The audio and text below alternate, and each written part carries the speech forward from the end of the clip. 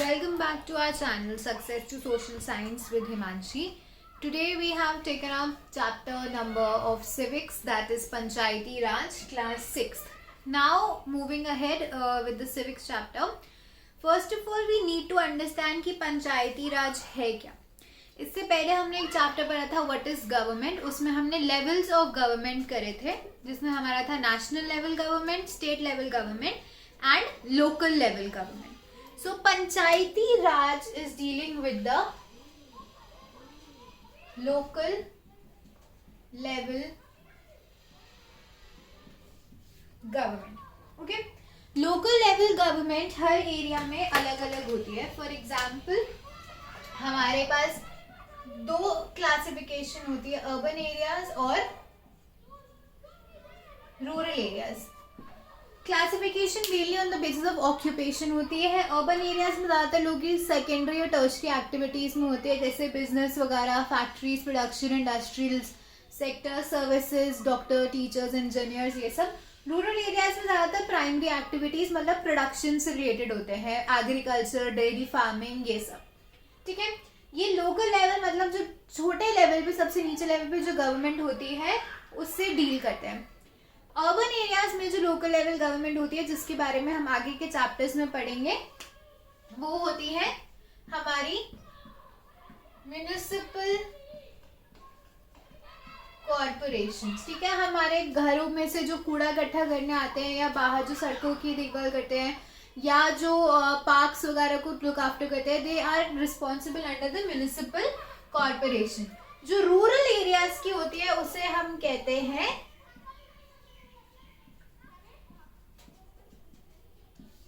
पंचायत. अभी लॉकडाउन था, इतना सब कुछ था, बहुत लोगों ने वेब सीरीज और सब कुछ देखना शुरू करा. उसी में एक सीरीज भी आई थी पंचायत, Amazon प्राइम पे. If anyone of you would have seen this, आपको ये चैप्टर समझने में और आसानी होगी. सो this is the basis of the chapter of panchayati Raj, that it deals with the local level government. अब पंचायत में हमें किन किन बारों के बारे में पढ़ रहे हैं. सबसे पहले तो पंचायत में क्या क्या होता है, इसमें हम सबसे पहले पढ़ेंगे ग्राम सभा के बारे में, ग्राम पंचायत के बारे में, इसकी कॉम्पोजिशन के बारे में, ग्राम पंचायत में कौन कौन होता है, ग्राम सभा में कौन कौन होता है. Then we also have a panchayat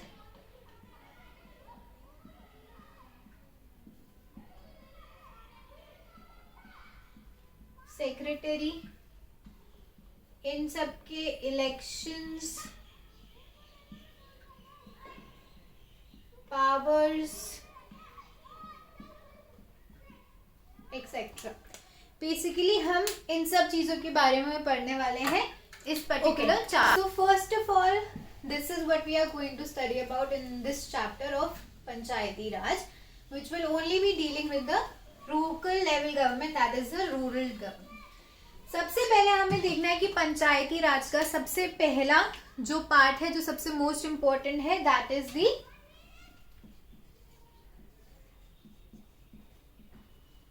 gram sabha. Okay. इस चैप्टर में बेसिकली एक स्टोरी के साथ शुरू करा गया है, जहां पे एक विलेज है, हरदास विलेज, जहां पे नई ग्राम सभा इलेक्ट हुई है. तो सबसे पहले सभा का क्या मतलब है. सभा means basically a general body. Every adult मतलब हर इंसान जो अबव 18 ईयर्स ऑफ एज है, ठीक है, अबव 18 ईयर्स ऑफ एज, जो इस पर्टिकुलर विलेज में रह रहे हैं, is part of the gram सभा. एक ग्राम सभा हो सकता है सिर्फ एक विलेज को कवर करती हो, या हो सकता है उससे ज्यादा विलेज को कवर करती हो. डिपेंड करता है विलेज का साइज और लोगों की पॉपुलेशन के हिसाब से. ठीक है. हर एक इंसान who is an adult is above the 18 years of age living in a village is part of the gram sabha. Okay. ये ग्राम सभा के बहुत सारे फंक्शंस होते हैं. वो क्या करती है, क्या नहीं करती, ये आगे के हम इसी चैप्टर में पढ़ेंगे.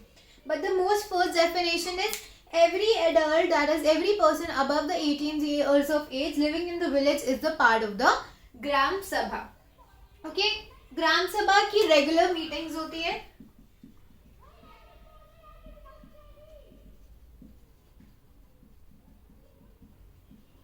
यहाँ पे डिस्कशंस होती है,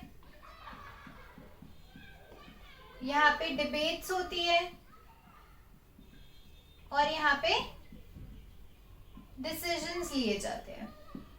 Now the story of this chapter starts there is a village of Hardas village and वहाँ पे एक नई ग्राम सभा इलेक्ट हुई है। तो इट स्टार्ट्स कि लोग बहुत ज़्यादा एक्साइटेड है, नई ग्राम सभा इलेक्ट हुई है, ग्राम पंचायत इलेक्ट हुई है और जाके देखेंगे कि पहली मीटिंग में वो करते क्या है। यू कैन इमेजिन कि आप नए सेशन के फर्स्ट डे में स्कूल जा रहे हो, आपको बहुत एक्साइटमेंट होती है, नया बैग, नया लंच बॉक्स, नए पेंसिल बॉक्स, नए पेन, नई यूनिफॉर्म, एवरीथिंग। और एक्साइटमेंट सिर्फ नई चीज़ों की नहीं होती, आपको ये भी एक्साइटमेंट होती है नई क्लास, नए फ्रेंड्स, न्यू टीचर, अरे देखो आज नई टीचर क्या बताएगी, या सब कुछ you have lot of inquisition कि भाई क्या होगा, कैसे होगा। So similarly the people of Hardas village are very excited कि आज ग्राम सभा की, ग्राम पंचायत की पहली मीटिंग है, तो यहाँ पे क्या होगा। अब पहली मीटिंग है मतलब कुछ नया हुआ है। So the question arises, ग्राम सभा तो ऑलरेडी डिसाइडेड है कि every person above the 18 years of age is a part of the ग्राम सभा। अब ग्राम पंचायत कैसे इलेक्ट होती है?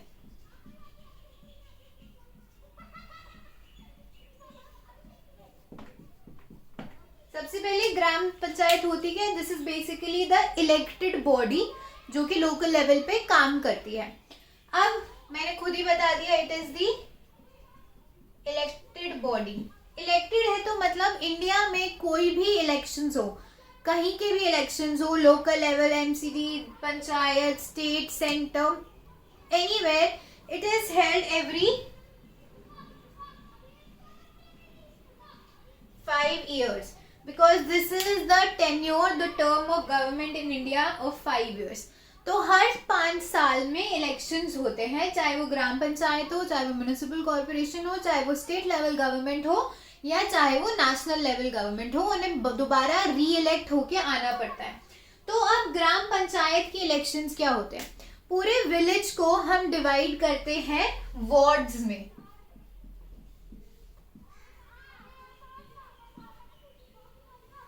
ओके, वार्ड्स क्या है, बेसिकली स्मॉलर स्मॉलर पार्ट।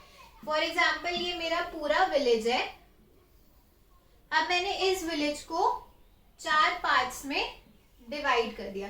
ये मेरा फर्स्ट पार्ट है, ये मेरा सेकंड पार्ट है, ये मेरा थर्ड पार्ट है और ये मेरा फोर्थ पार्ट है। ये मेरे 4 वार्ड्स है, ward number 1, ward number 2, ward number 3, ward number 4। अब यहाँ से अलग अलग लोग इलेक्शंस को कंटेस्ट करेंगे।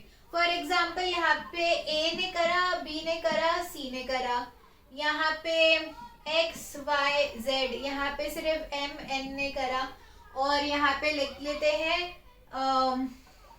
एच और एक्स ने करा। ठीक है, अब यहाँ के जो इस वार्ड के जितने भी लोग हैं वो या तो इसके लिए वोट करेंगे या इसके लिए वोट करेंगे या इसके लिए वोट करेंगे, क्योंकि इनके पास एक एक वोट है और ये जाके X Y Z M N H X को वोट नहीं कर सकते, क्योंकि ये ए बी और सी यहाँ पे खड़े हुए हैं वार्ड नंबर 1 के लिए, तो ये इसके लिए इलेक्ट करेंगे।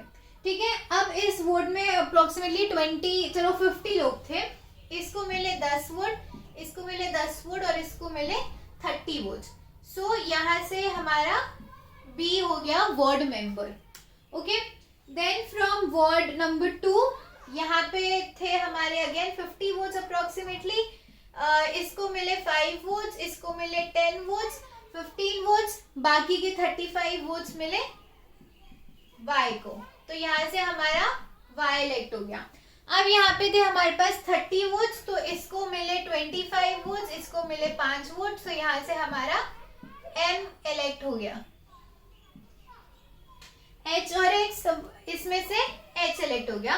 तो अब हमारे पास 4 मेंबर्स है। ओके, हमारे पास वार्ड नंबर 1 में से है बी, वार्ड नंबर 2 में से है वाई, वार्ड नंबर 3 में से है एम और वार्ड नंबर 4 में से है एच।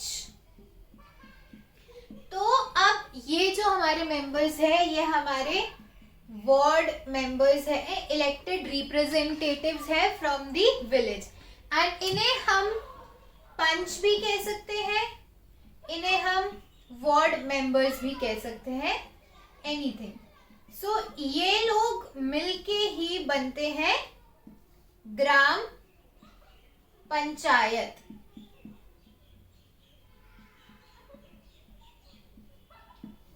तो BYMH बन के बने ग्राम पंचायत। ये हमारे इलेक्टेड मेंबर्स हैं जिन्हें पंच या वार्ड मेंबर्स हम कह सकते हैं, और ये सारे मिलके बनते हैं ग्राम panchayat.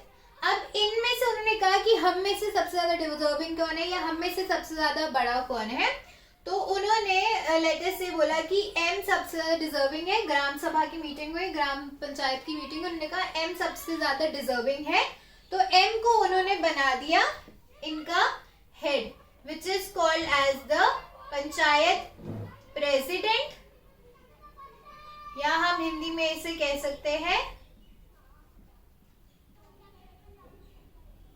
Sarpanch. I hope the process of elections is clear to all of you, और अगर कहीं में भी आपको कोई भी डाउट होता है, so you can leave a message in the comment box. So this is how the village panchayat is elected, और इसमें हमने कुछ लोगों के बारे में पढ़ा है।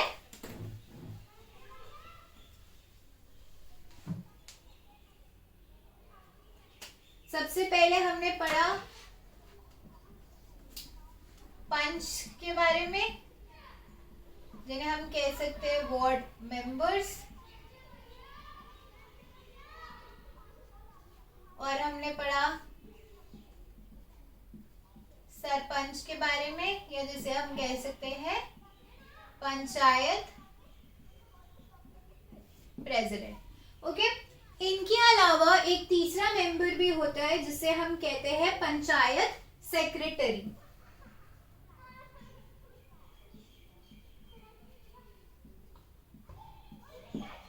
सबसे बड़ा डिफरेंस जो है पंचायत और वार्ड मेंबर्स जो हमारे प्रेसिडेंट है, ये थे हमारे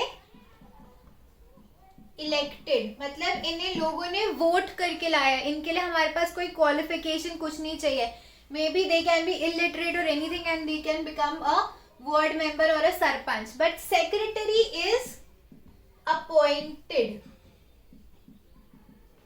अपॉइंटेड का मतलब इसे गवर्नमेंट अपॉइंट करती है, इसे इलेक्शंस या वोट के बेसिस पे, मेजोरिटी के बेसिस पे नहीं सेलेक्ट करा जाता। ही और शी इज अपॉइंटेड। उन्हें प्रॉपर एग्जाम्स देने पड़ते हैं, they need a proper qualification, results के बेसिस पे, on the basis of their ranking they become the secretary. Secretary का काम क्या होता है? He has to look into the meetings, कि मीटिंग्स जो हो रही है वो ठीक से हो नहीं रही है या हो रही है, उन्हें उसका रिकॉर्ड मेंटेन करना पड़ता है कि सारी मीटिंग्स हुई, उसमें क्या डिस्कशन हुआ, क्या रिजल्ट आया और what was the final decision taking, उसका पूरा उसे रिकॉर्ड मेंटेन रखना पड़ता है। और basically it is like a supervisor, कि गवर्नमेंट ने, स्टेट गवर्नमेंट ने अपना एक, आप कह सकते हो चौकीदार या सुपरवाइज, एक मॉनिटर बिठाया हुआ है पंचायत के ऊपर टू मेक श्योर कि वो ठीक से काम कर रहे हैं। अगर कुछ भी गलत कर रहे हैं, ये सेक्रेटरी, ये तो हमारा स्टेट का पर्सन है अपॉइंटेड, ये जाके स्टेट गवर्नमेंट को बता देगा कि पंचायत ढंग से काम नहीं कर रही है या ठीक से नहीं कर रही है, उसे री इलेक्ट करा जाए या उसके इलेक्शंस को सस्पेंड कर दिया जाए। अभी तक हमने डिस्कस करा सेक्रेटरी, ग्राम पंचायत, ग्राम सभा और उसके अलावा इलेक्शंस कैसे होते हैं, वार्ड मेंबर, सरपंच के बारे में। Now let us get back to कि इस चैप्टर में क्या हो रहा था। तो हरदासपुर विलेज की दोबारा से ग्राम सभा मीटिंग होती है, उसमें ग्राम पंचायत होती है, वो बैठते हैं, और फर्स्ट जो एजेंडा होता है on the meeting list is a shortage of water. तो वो कहते हैं कि यहाँ पे पानी की शॉर्टेज है, जिसकी वजह से women have to go to far away places and उन्हें वहां से पानी लेके आना पड़ता है from the Suru river. So now they want कि अब इसका हल क्या निकाला जाए।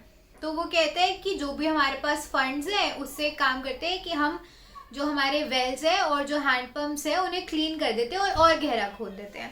तो वो कहते हैं ये तो टेम्पररी सोल्यूशन हुआ, अभी 2 महीने के लिए ठीक हो जाएगा, फिर वो पानी खत्म हो जाएगा ग्राउंड वाटर लेवल का, फिर वही problem. So we need a permanent solution. कोई ऑफर करता है कि हम सुरू रिवर जहाँ पे लेडीज पानी लेने जाती हैं वहां से एक कैनाल बना देते हैं और ओवरहेड टैंक में हम वाटर स्टोर कर लेते हैं। तो वो बोलते हैं ये फीजिबल नहीं है, कैनाल बनाने में बहुत पैसे लगेंगे, ओवरहेड टैंक के लिए यू नीड परमानेंट इलेक्ट्रिसिटी, उससे पानी कनेक्ट करने के लिए you need electricity, so this is also not feasible.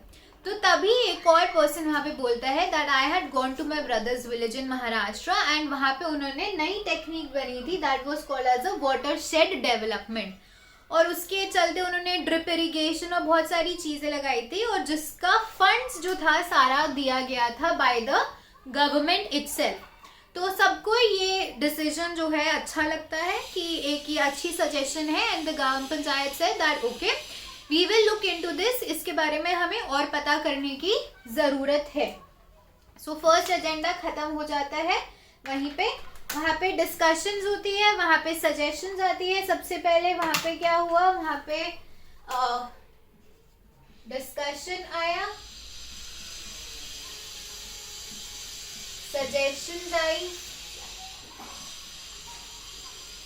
उन सजेशंस को शॉर्टलिस्ट करा गया। ठीक है, सेकेंड एजेंडा जो लिस्ट पे होता है वो होता है बीपीएल लिस्ट का। BPL list is list that of people who are below poverty line. उस लिस्ट का बेनिफिट होता है जैसे नॉर्मल लोगों को 100 रुपीज केजी का कुछ मिलता है तो हो सकता है उन्हें 20 रुपीज केजी में मिले या फ्री में मिले। जैसे अभी भी लॉकडाउन में भी गवर्नमेंट ने जो लोग पॉवर्टी स्ट्रिकन है उन सबको पल्सेस, वीट, शुगर जो बेसिक एसेंशियल है वो उन्होंने फ्री में दी थी so that they can sustain themselves. तो उसी तरीके से नॉर्मली भी एक बीपीएल लिस्ट होती है जो कि बनाई जाती है और उसके अंदर जो लोग फॉल करते हैं उन्हें ये सब बेनिफिट्स मिलता है।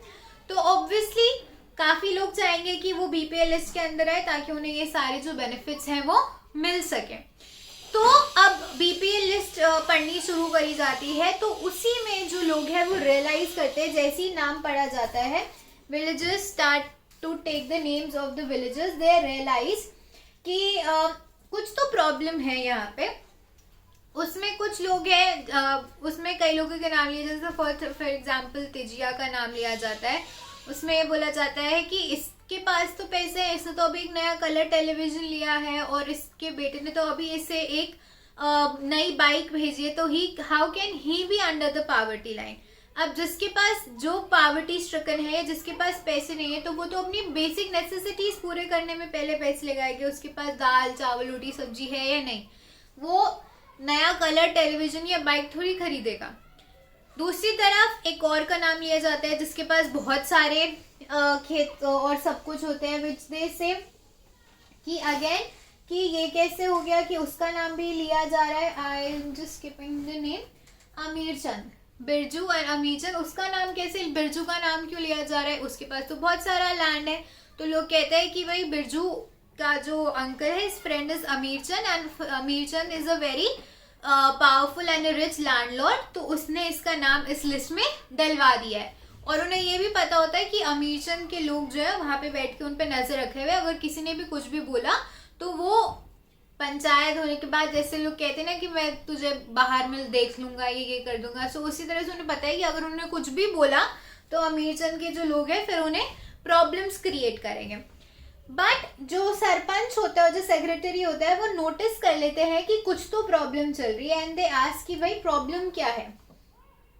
तो वो कहते हैं कि वो ये नहीं कहते कि उनका नाम क्यों नहीं है, but they definitely say that there friend whose name is not missing over there, that is Om Prakash. वो कहते हैं वो तो लैंडलेस लेबर है, he can barely make his ends meet, तो उसका नाम इस लिस्ट से मिसिंग है।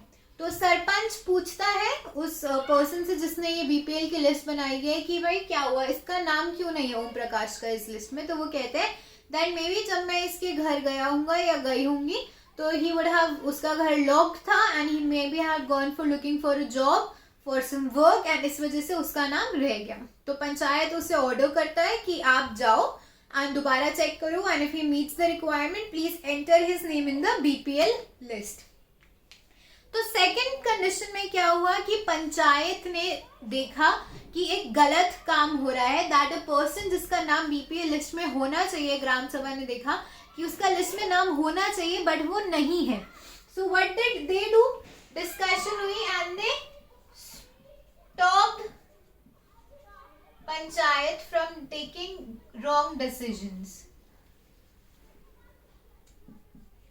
Okay, they kept an eye on the work. So basically यही काम होता है ग्राम सभा का कि उन्हें देखना होता है कि जो सारे डिसीजंस हैं, डिस्कशंस हैं, वो सही डायरेक्शन में जा रहे हैं नहीं जा रहे.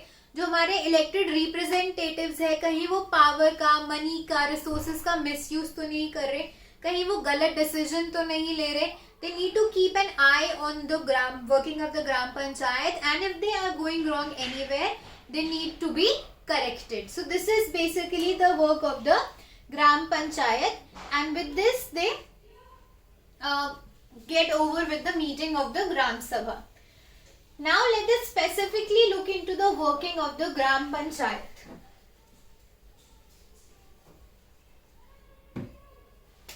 ग्राम पंचायत का सबसे पहले काम होता है इट मीट्स रेगुलरली, मतलब रेगुलर इंटरवल्स पे वो मिलते हैं और उनका मेन काम जो होता है इट इज टू इम्प्लीमेंट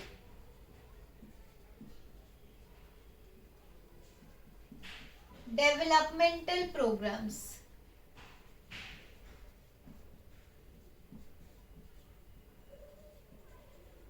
जो कि स्टेट या सेंट्रल गवर्नमेंट देती है पंचायत को इम्प्लीमेंट करने के लिए. बहुत सारे ऐसे काम हो सकते हैं, फॉर एग्जांपल एम्प्लॉयमेंट जनरेशन या एरिया में डेवलपमेंट करना, इसके अलावा जो कॉमन प्रॉपर्टी रिसोर्सेज है उन सबको डेवलप करना, ये सारा काम होता है. सबसे मेन काम होता है ये पंचायत का, that they need to look into the development and they implement the developmental programs जो कि दिए गए हैं.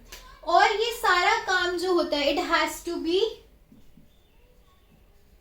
approved by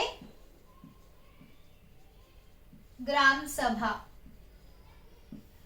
जब तक ग्राम सभा अप्रूव नहीं करेगी कोई भी डिसीजन या डिस्कशन नहीं लिया जाएगा. फॉर एग्जांपल अभी हमने बीपीएल लिस्ट के बारे में देखा था, वाटर का इशू जो सॉल्व करने के लिए देखा था. जब तक ग्राम सभा अप्रूव नहीं करेगी ग्राम पंचायत कोई भी डिसीजन नहीं ले सकती है. ओके, इसके अलावा इन सब चीजों को करने के लिए, जो डेवलपमेंट प्रोग्राम को करने के लिए they form certain committees. Committees में कौन होते हैं? We already have the ward members and we also have the volunteers. अब ये कमिटीज बनानी क्यों जरूरी है? मैंने ये क्लास में मॉनिटर्स बनाए, ये 4 मॉनिटर्स हैं और आपको क्लास में सब कुछ देखना है. ठीक है, कल को क्लास में क्लीनलीनेस नहीं थी या न्यूज़पेपर नहीं आया या नोटबुक्स डिस्ट्रीब्यूट नहीं हुई, किसी के नोटबुक घूम गई, तो सब कहेंगे अरे ये इसने नहीं करा, मैंने तो इसको कहा था, मैंने तो इसको कहा था, मैंने तो इसको कहा था. तो इजी वे आउट क्या है? मैं डिवाइड कर दूं.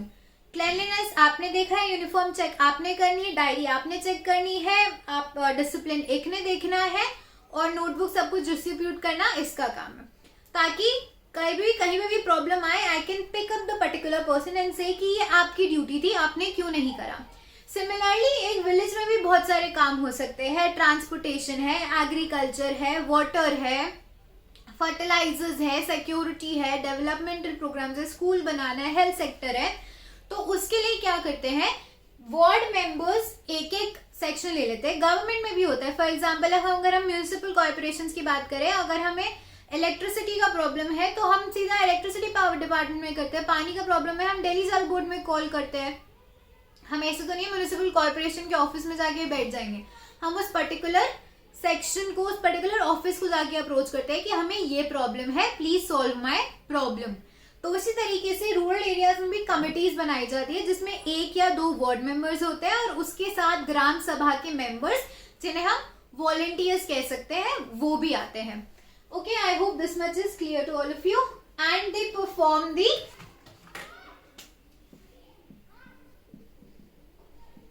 specific task. ताकि पिन पॉइंट ना हो कि इसने ये नहीं करा या उसने नहीं करा या उसका काम था, मैंने तो उसको बोला था और उसने नहीं करा. Now broadly classifying the work of the gram panchayat, which is also given on your book, page number 46. We'll just discuss it one by one. The work of the gram sabha is construction,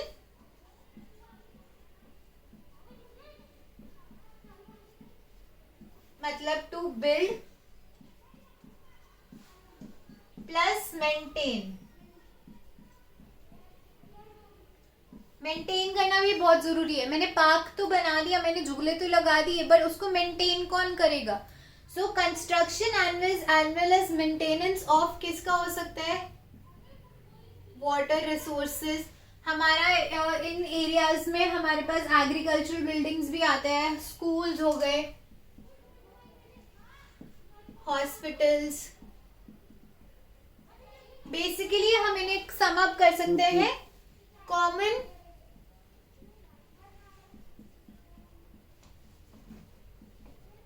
property resources. मतलब जो एक किसी का नहीं है, जो common property है पूरे विलेज की, उन रिसोर्सेज को कंस्ट्रक्ट करता है एंड मेंटेन करता है. Secondary is living, that is basically apply करना. मैंने गवर्नमेंट ने टैक्स लगाया है प्लस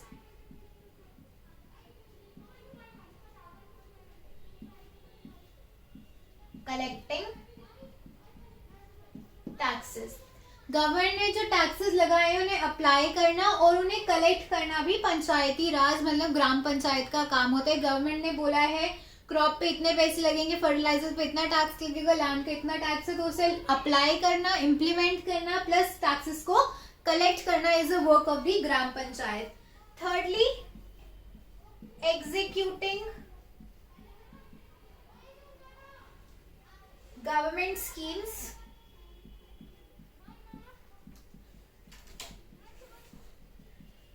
और ये सबसे ज्यादा होती है एम्प्लॉयमेंट में, सबसे ज्यादा it is there in the employment sections. ठीक है. फॉर एग्जाम्पल एक बहुत इंपॉर्टेंट हमारा है विच इज नरेगा.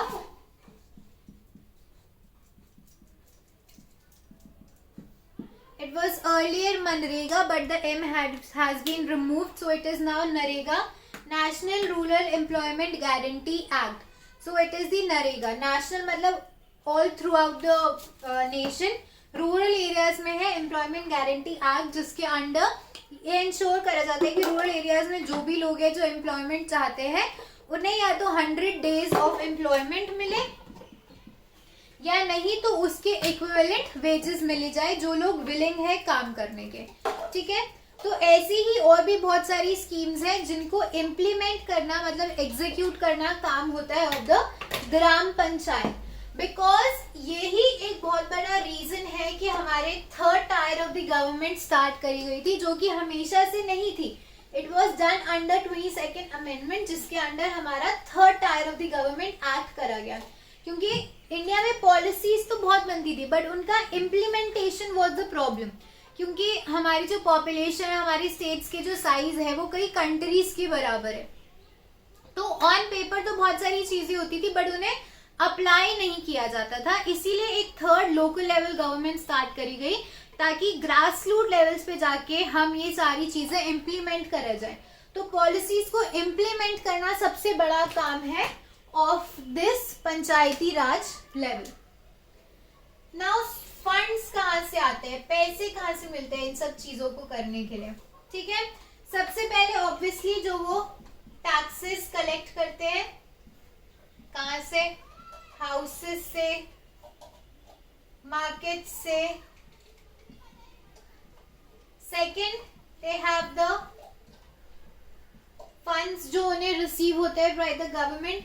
अलग अलग सेक्शन से हो सकते हैं. They can government receive departments through जनपद पंचायत, जिनके बारे में हम आगे पढ़ेंगे क्या होती है, जिला परिषद या स्टेट लेवल से उन्हें जो पैसे मिले जाते हैं. And third are through donations.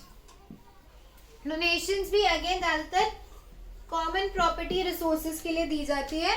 कैसे कि मतलब जो कि अमीर लोग हैं, जहाँ के लैंडलॉर्ड्स हो गए या कुछ होते हैं, वो बोलते हैं अच्छा ठीक है एक स्कूल बनाना है, हॉस्पिटल बनाना है, मंदिर बनाना है, तो कुआं खोदना है, तो हमसे पैसे ले लो, we are giving it as donation, क्योंकि ये हमारे लोगों के लिए बन रहा है। सो ये बेसिकली सोर्सेज ऑफ फंड होते हैं, टैक्सेस जो वो लोगों से कलेक्ट करते हैं, पैसे जो देते हैं, विच इज बेसिकली टैक्स क्या होता है, the money we pay to the government for the services they provide to us.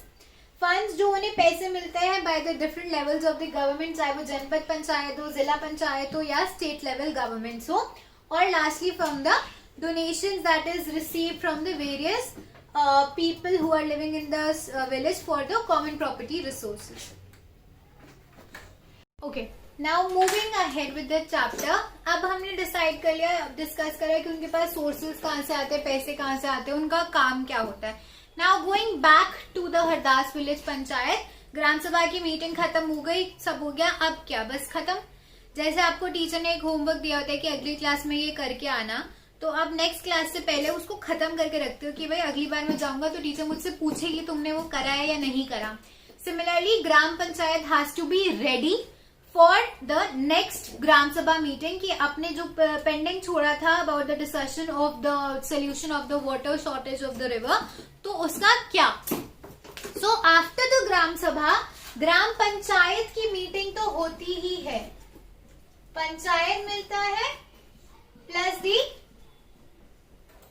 Secretary, और फिर वो डिस्कशन करते हैं कि अब क्या करना है। ओके, सो उन्होंने डिस्कशन करा। फॉर एग्जाम्पल यहाँ पे उन्होंने वाटरशेड मैनेजमेंट के बारे में डिस्कस करा था।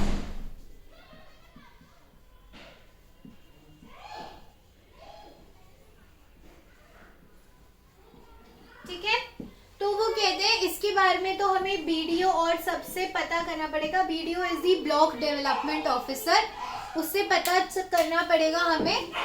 तो वो डिस्कशन करते हैं कि उनको बीडीओ से ये कंसल्ट करना पड़ेगा।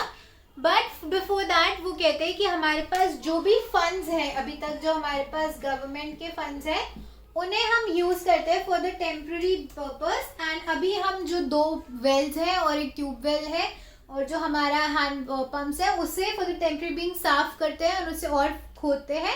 इससे हमारा जो टेम्पररी एटलीस्ट है वो साफ हो जाएगा, एंड उसकी मेंटेनेंस के लिए जो हमारे पास पैसे हैं, जो फंड्स हैं, वो भी हम यूज कर लेंगे। ठीक है, तो ये सब रिकॉर्ड होता है। अब यहाँ पे ये जो डिस्कशन है फंड्स को यूज करने का मेंटेनेंस के लिए, ठीक है, ये सब रिकॉर्ड करता है। और कौन रिकॉर्ड करता है? ये रिकॉर्ड करता है हमारा सेक्रेटरी, की पंचायत ने ये डिसीजन लिया और वो इतने फंड्स को यूज कर रहे हैं for the maintenance of the hand pumps. ठीक है, सो this is all about the functioning of the gram panchayat. And the next level over है जो आपको एक क्वेश्चन हो सकता है, वो ये है BDO. Who is BDO? Block developmental officer. Now gram panchayat का एक लेवल नहीं होता है, there are various levels in the panchayati raj system. Okay, I will upload one chart also at the end that would be very beneficial for you. You can see it.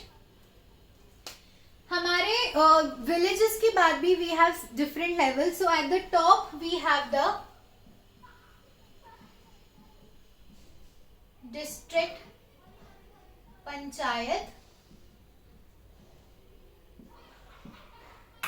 जिसे हम जिला परिषद कहते हैं।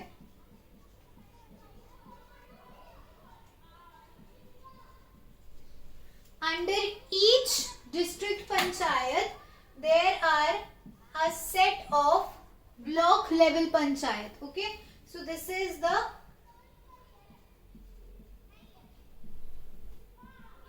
block level, जिसे हम पंचायत समिति भी कह सकते हैं।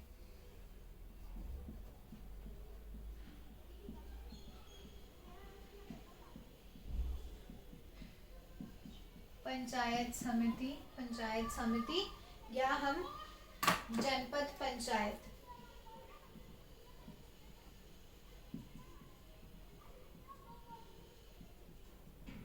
ठीक है। और हर पंचायत समिति या जनपद पंचायत के अंडर होती है various gram panchayat.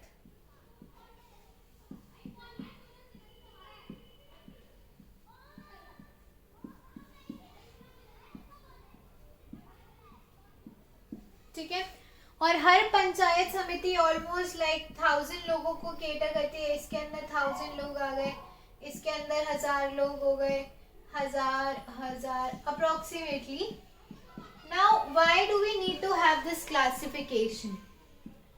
This classification is important because you see, अब I will take one example कि आपके प्रिंसिपल को, स्कूल के प्रिंसिपल को प्रॉब्लम जाननी है पूरे स्कूल की, तो वो क्या करेंगी? वो पूरे स्कूल के बच्चों को इकट्ठा करेंगी। तो हर एक क्लास में अराउंड 40 to 50 स्टूडेंट्स होते हैं, 45-50 स्टूडेंट्स होते हैं। तो इमेजिन नर्सरी 1 के 4 सेक्शंस, उसके बाद KG 1, 2nd, 3rd, ऐसे 12 तक के, तो ऐसे thousands ऑफ स्टूडेंट्स कलेक्ट हो जाएंगे। और प्रिंसिपल मैम या सर मीटिंग में पूछे कि क्या प्रॉब्लम है बताओ, तो इतना शोर शराबा मचेगा कि किसी को कुछ समझ में नहीं आएगा। सो फॉर दैट दे से कि हर एक क्लास टीचर पूछे अपनी क्लास से कि क्या प्रॉब्लम हुई है। तो सारे स्टूडेंट्स जो है वो अपनी अपनी क्लास टीचर्स को बताएंगे कि हमें क्या प्रॉब्लम है। वो क्लास टीचर जाके पूरे 6th की कोऑर्डिनेटर को बताएंगी कि 6th A को ये प्रॉब्लम है, 6th B को ये प्रॉब्लम है, 6th C को ये प्रॉब्लम है। ठीक है, तो ये यहाँ से उन्हें 6th का पता चल जाएगा। सिमिलरली 7th की कोऑर्डिनेटर्स को क्लास टीचर्स आगे बताएंगी कि 7th A को ये प्रॉब्लम है, 7th B को ये प्रॉब्लम है, C को प्रॉब्लम है। ऐसे 8th के आ जाएंगे, ऐसे 1 to लेके 12th तक की टीचर्स आ जाएंगी। यहाँ पे टीचर्स आ गई, टीचर्स को भी नहीं बुला सकते, सारी क्लासेस को बुलाएंगे तब भी प्रॉब्लम होगी, क्योंकि कहीं कहीं 8 सेक्शंस होते हैं, so it is not possible. Okay, so वो कोऑर्डिनेटर्स को बताती हैं, बुलाती है। तो 1 to 12 12 कोऑर्डिनेटर्स आ जाते हैं और फिर वो प्रिंसिपल से आके डिस्कस करते हैं। तो प्रिंसिपल को तब सोल्यूशन देना आसान होता है कि अच्छा सबसे ज्यादा इंपॉर्टेंट क्या है कि 6th A का क्लास के शीशे टूटे हुए, ठंड है, वहां पे बहुत ठंडी हवा आती है, तो उसके क्लास के शीशे ठीक कराओ। क्लास 12th C का प्रोजेक्टर टूटा हुआ, उसके प्रोजेक्टर ठीक कराओ। तो यहाँ से जो है प्रिंसिपल रिलीज करती है फंड्स। सिमिलरली डिस्ट्रिक्ट पंचायत अपने अंडर के पंचायत समितिस को बुलाता है और उसके अंदर विलेजेस होते हैं। तो एक पंचायत समिति के अंदर हो सकता है 10 विलेजेस हो, तो 5 जिन्हें 10 लोग, 10 विलेजेस मतलब लाखों लोगों की प्रॉब्लम्स लेके आते हैं। दूसरी पंचायत समिति भी ऐसे करती है, तीसरी पंचायत समिति भी ऐसी करती है। So instead of thousands and lakhs going directly to the district panchayat, कुछ लोग जाके जाते हैं। इस वजह से प्रॉब्लम सॉल्व करना ज्यादा आसान होता है। So I hope it is clear that at the top we have the district panchayat, then we have the panchayat samiti, and at the local level we have the gram panchayat. And gram panchayat is the first tier of the democratic government. जो हमारे local level state level और जो हमारा national level होता है, तो ये this is the first tier of the democratic government.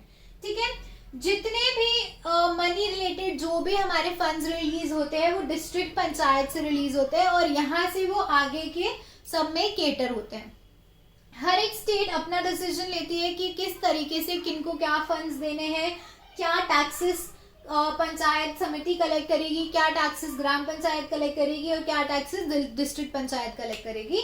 सो ये सब हर स्टेट का इंडिविजुअल है, क्योंकि अंडर द कॉन्स्टिट्यूशन उन्हें ये राइट दिया गया है।